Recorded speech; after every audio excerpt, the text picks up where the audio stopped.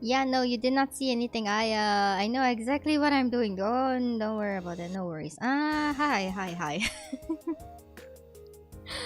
Oh, the melatonin stream from yesterday is still like hangover in my head. Like things, everything is not working. Brilliant. I woke up at 6 a.m. I was like, oh fuck. I slept at like 1 a.m. ish. And my body was like, no, we're wide awake. So I started my morning with a game of Valorant where I was finally promoted to bronze. The VODs will be coming up tomorrow, right? It's like, yeah, anyways.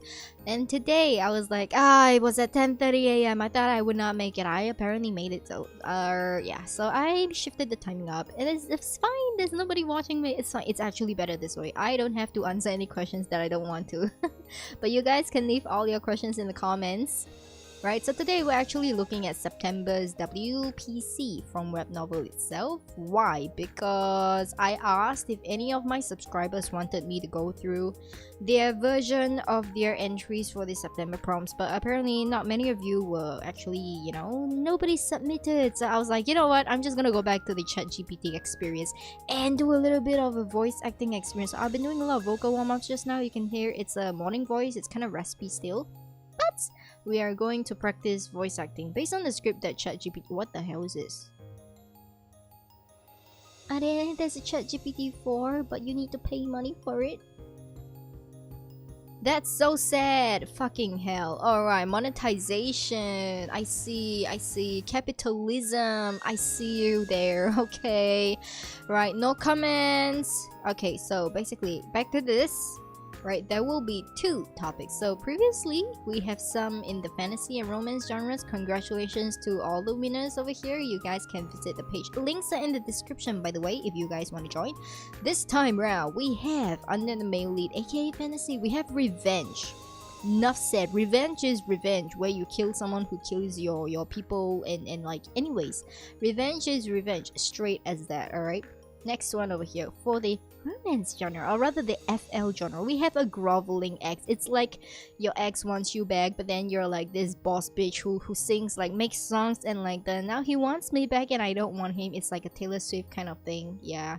And many of the other pop star songs you see in the billboards, yeah, that is the vibe there. Groveling ex is like the, he broke my heart and then now he cheated on me, and then he's like, oh no, he doesn't want her, he wants me.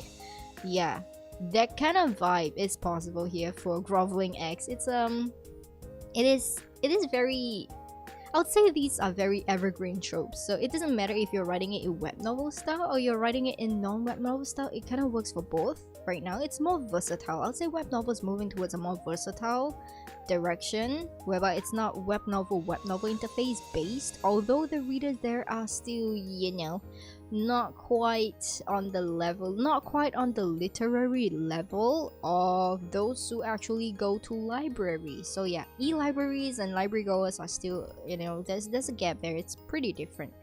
So yeah, there are a lot of people who actually, okay, yeah, I see some familiar names here. Wow, interesting. Okay, so yeah, you got competition, that's what I'll say. In the ML, I see big names.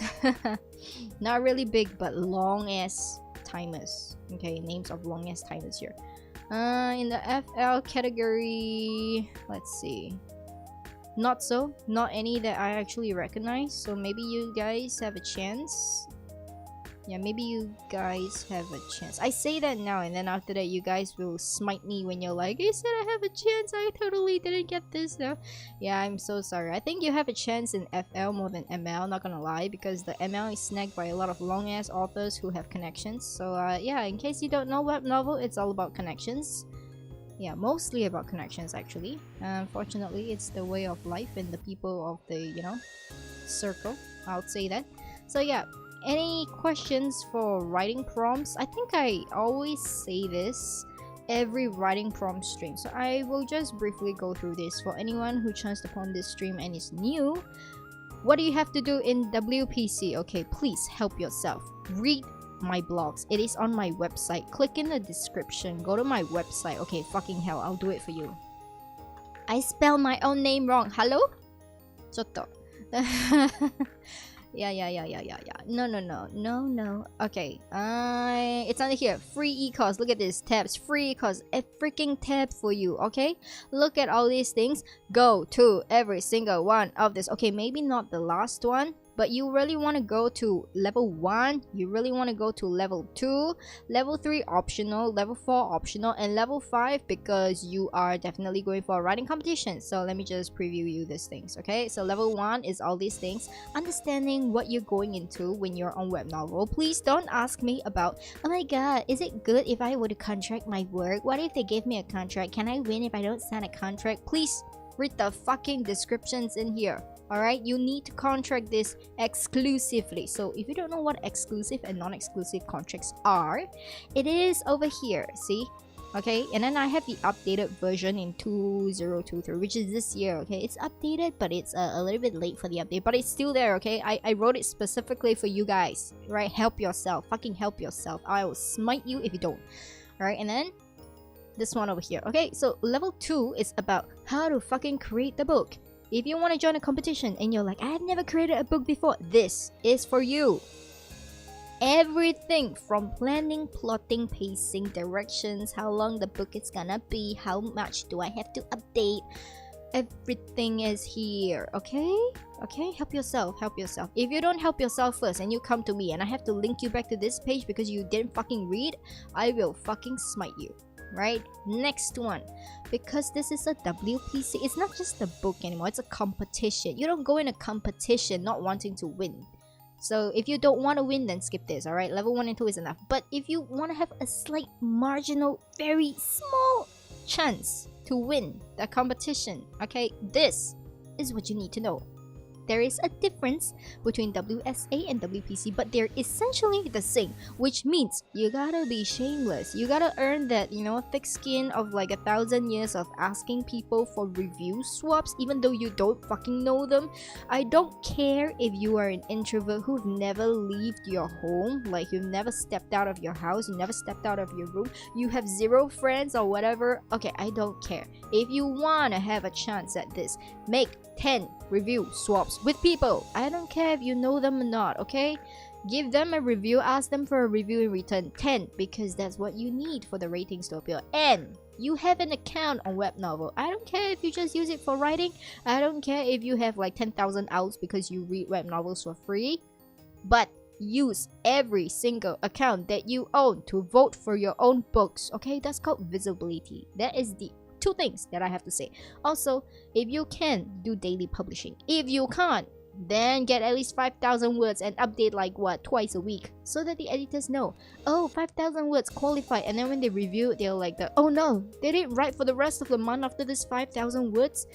They're not gonna contract you, okay? If they don't see consistency of updating at least twice a week, right, they're gonna drop you. I don't care how good your work is in the 5,000 words that you wrote, but compare it to someone who has been updating it daily. They will have at least like 15 to 20,000 words by the time the editors get to them, and they will have built this reader base of followings. You don't have that? No, sorry, you're not gonna have a chance at winning this very well, okay? So, competition tips, they're all here. And if you have more than 1 book because you're like already writing on a different website or something like that, there are tips over here as well. How to write certain things, how not to write certain things. These are all, you know, competitions and writing tips. So yeah, read this part here. This is like the more, I would say advanced version of it. You don't have to use this, but level 1 and 2, for all of you who are new, I would suggest it, alright? The rest of it, yeah, you can just explore in your own time. It's there for a reason, but if you don't wanna, nobody's gonna force you. I made this for free because I was sick and tired of all you lazy asses asking me the same old questions without doing your own research. Yeah, and because I realized that when you do your own research, it's not on Google either. So the only place you can find it when you do your own research is basically on my website right now. It's kind of sad, but let's not get into this, okay? Today is a happy morning. I have no sleep. I'm very energized. Why? It must be the melatonin. Okay, never mind. Right, let's get to this. So I'm gonna start a new, what the hell is this? What to do for my kids' art. A linked list problem to experience so like a local. Oh, actually I should have used this to plan my Japan trip. Okay, never mind. It's just some code names. Okay, never mind. Alright, we're gonna go with revenge. Alright, write me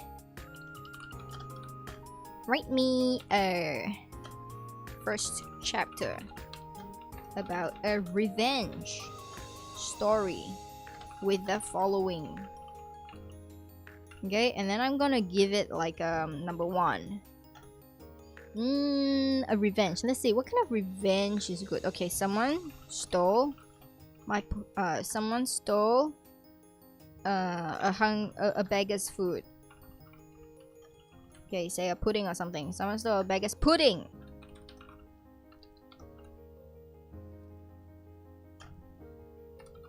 Beggar went to take it back, but was caught by police and jailed. Beggar plots prison escape, and then beggar murders prison guards to get out.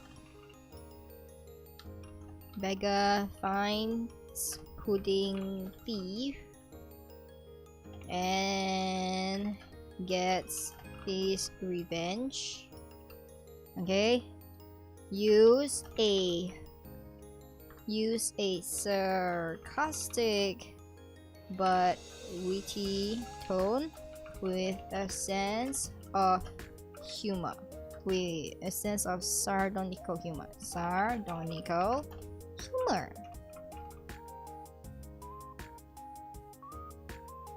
I spelled this wrong.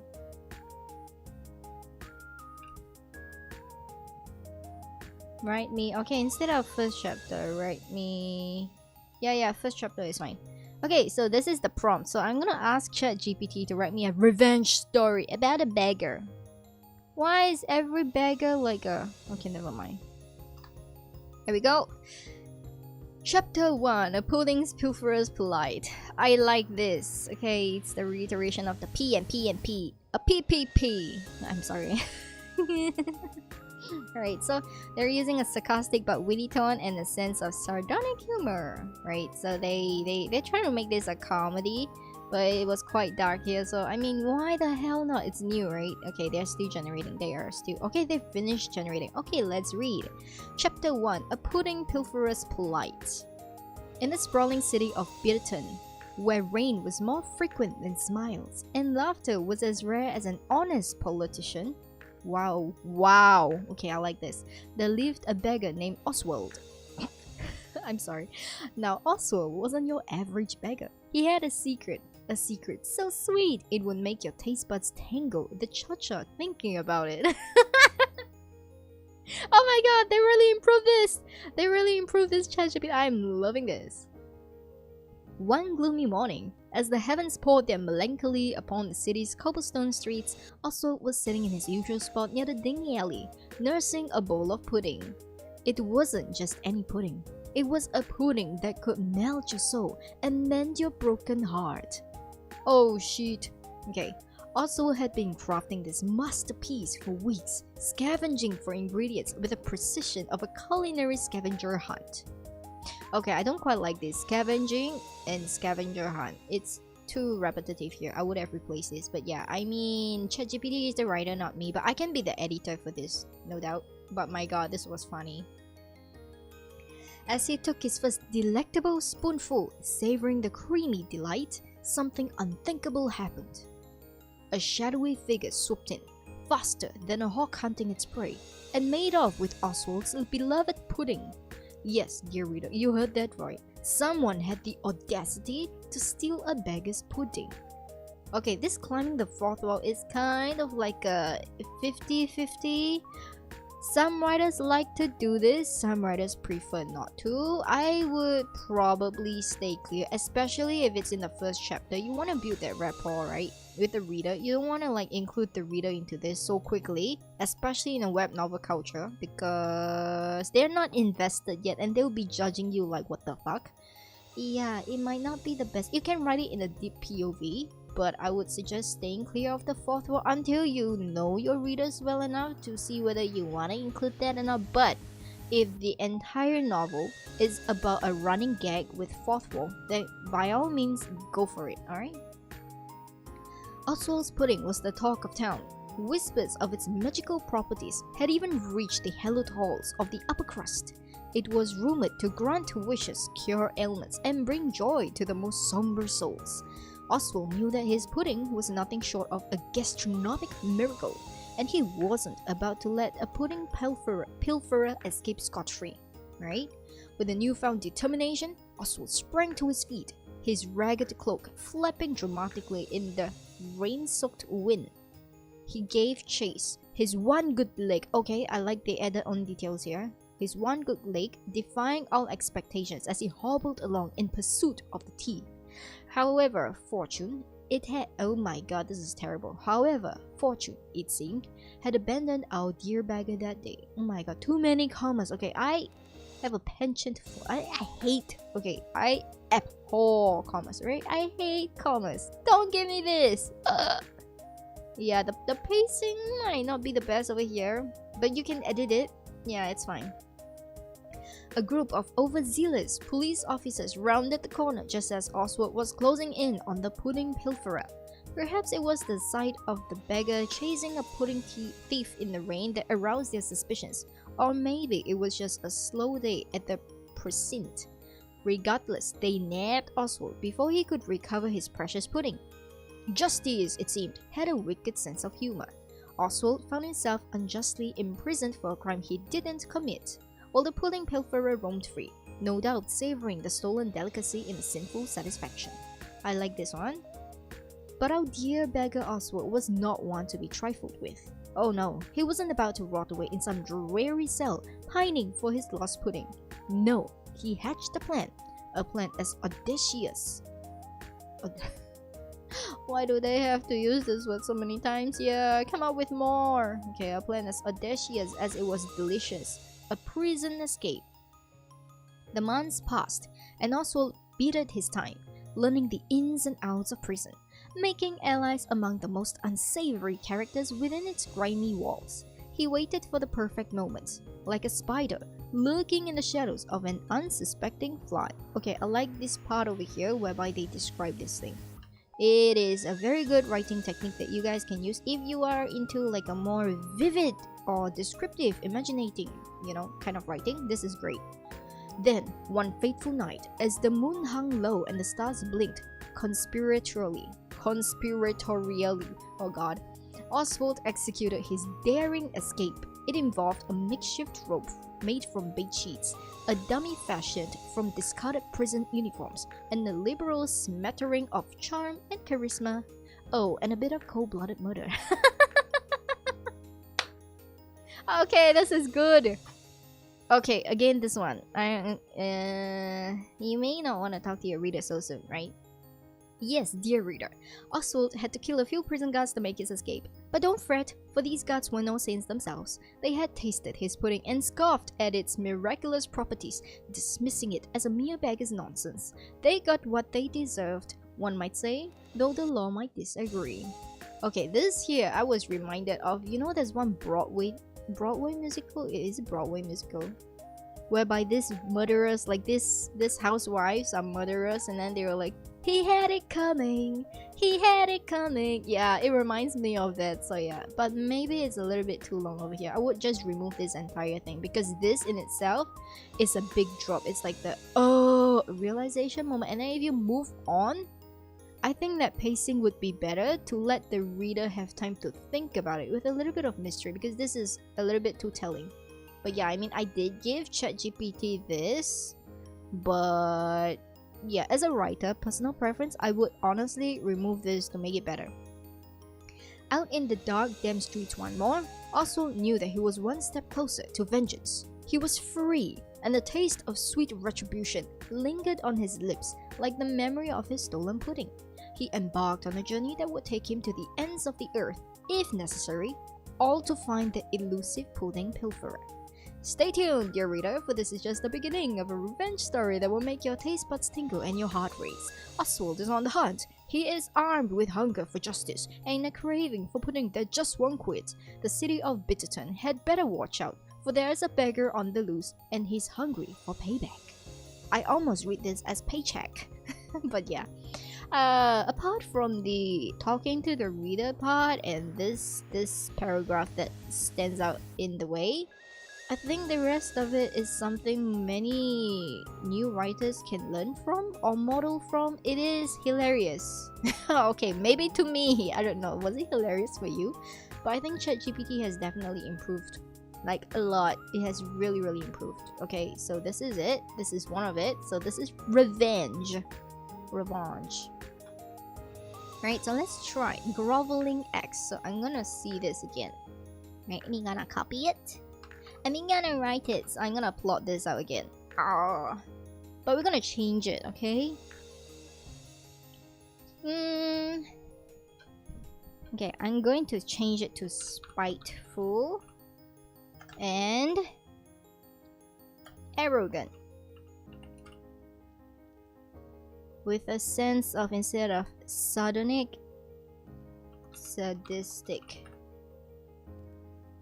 revenge. Spiteful and, okay, I don't want arrogant, I want better, condescending.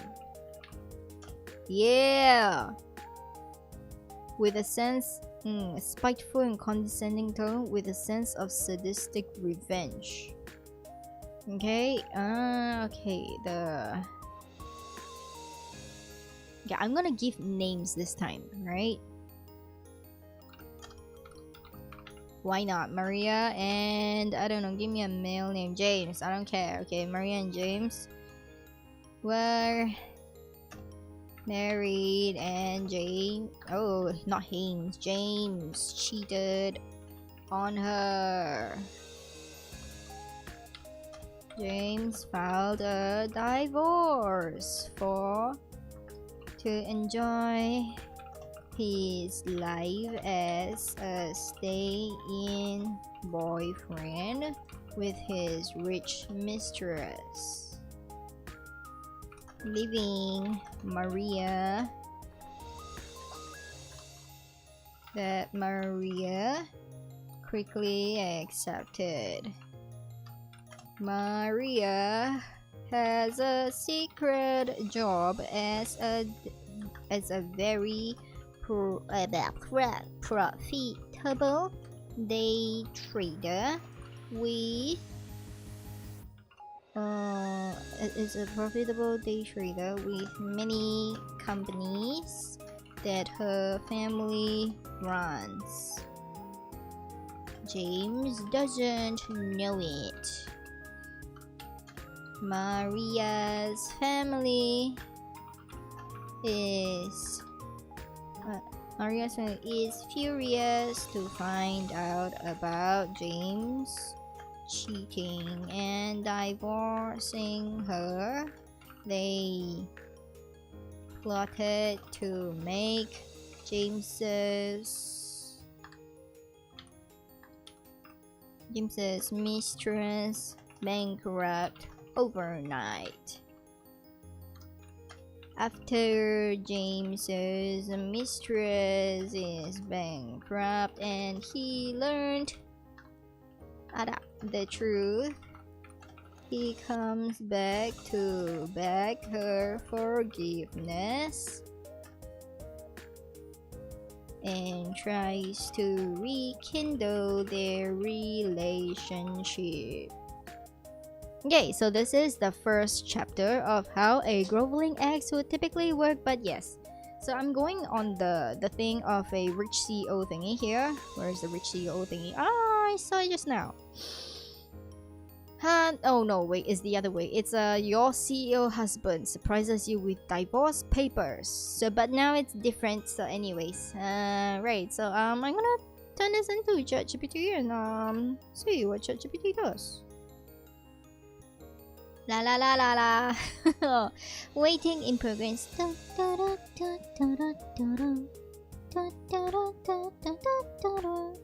Okay, is it done? It's not done. It's okay. It's very long. Okay, water break. Hydrating. By the way, if there's no questions in chat, I'm gonna end the stream after this. It's a quick one. Okay, a quick one. Right, so it is Done. Okay. Wow. Oh my god, it would be better if I were to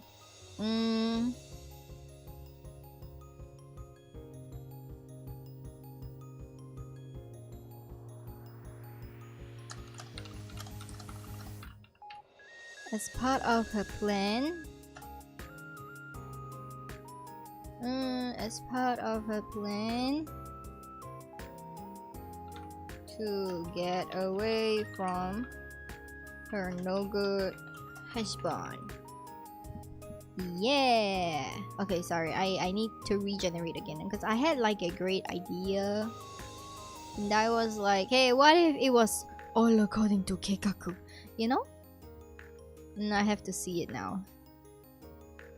I have to see this now. Okay, it might not be too different, I think.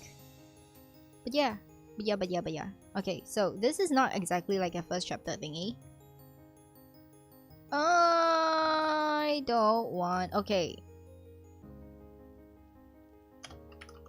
No.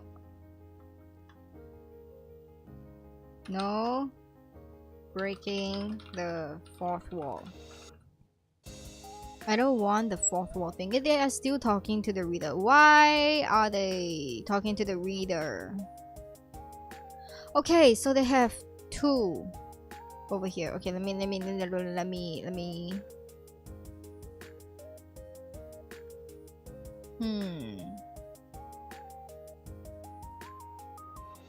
Okay, let me just read both responses to see.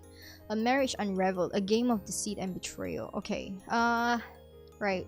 Let me just read the first one. A marriage unraveled. Maria had always been the kind of woman who kept her composure even in the face of adversity. But when she discovered the infidelity of her no-good husband James, composure was the last thing on her mind. The marriage, once a testament to love and commitment, had unraveled faster than a cheap sweater in a tumble dryer. Okay, wow, savage. James, a man with the moral fiber of a soggy napkin, had been cheating on her with a woman whose riches were only exceeded by her insufferable arrogance. Wow. He wanted to divorce Maria and live the high life as a stay-in boyfriend to his rich mistress. To his surprise, Maria did not put up a fight. Instead, she accepted the divorce as part of her plan to escape the clutches of her unfaithful husband.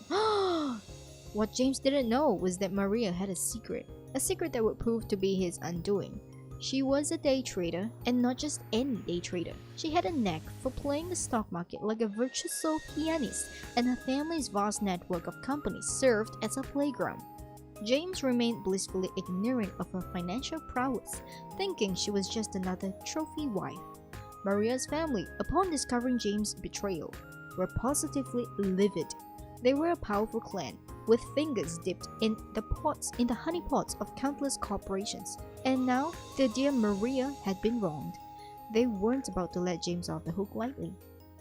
As the sun set on James' brief stint as a stay-in boyfriend, Maria's family sprang into action, with a calculated ruthlessness that would make Machiavelli Machiavelli. I'm so sorry. I don't know this. Machiavelli blush. They plotted to make James's mistress bankrupt overnight. They manipulated the market, pulled strings, and let the vultures of finance swoop in to pick her fortune clean.